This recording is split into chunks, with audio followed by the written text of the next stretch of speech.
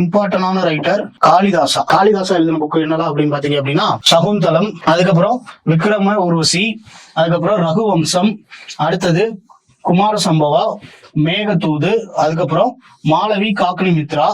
இது போக வந்து பாத்தீங்க அப்படின்னா இன்னொரு புக் எழுதியிருக்காரு, ரித்து சம்ஹாரா அப்படின்னு ஒரு புக் எழுதியிருக்காரு. சரியா? இதுல நீங்க என்ன ஞாபகம் வச்சுக்கலாம் அப்படின்னு பாத்தீங்க அப்படின்னா குருவி ராமசாமி அப்படின்னு ஞாபகம் வச்சுக்கோங்க.